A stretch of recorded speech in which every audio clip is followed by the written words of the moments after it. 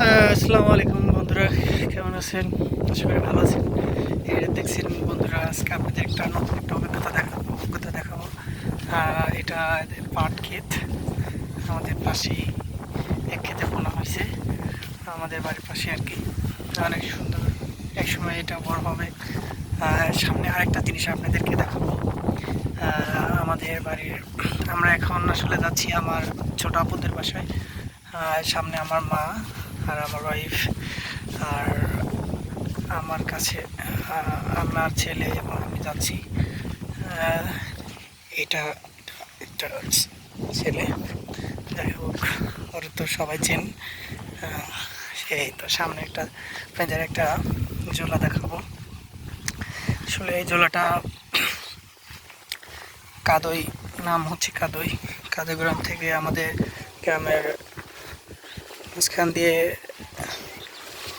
বয়ে যে গেছে। এটা আসলে কাদর, মানে যত পানি মানে এই জলাটার কারণে ওখানে পানি বদ্ধতা থাকে না, এই জলাতে সব পানি চলে আসে। তো এখন এই জলার কারণে দেখা যাচ্ছে কি অনেক উপকার হয়। অনেক বৃষ্টির পানি বা বর্ষার পানি আর আটকে থাকে না। তবে এখানে কিন্তু প্রচুর পরিমাণে যখন বর্ষার পানি আসে তখন এই যে জলার মাঝখানটা দেখা যাচ্ছে অনেক মাছ এখানে কিন্তু ধরা যায়। ওই যে দেখা যাচ্ছে জলার শেষ, আমাদের গ্রামের শেষে আর কি, নতুন পাড়া বলে। নতুন পাড়া, ওখান থেকে আমাদের করতোয়া নদীতে মানে পানিটা চলে যায়। তো যাই হোক, এটা আমাদের পাশেই পরিবেশটা আর কি। যেখানে একটা ডিপ কল, এখান থেকে আসলে ধানের খেতে পানি দেওয়া হয়েছে আর কি।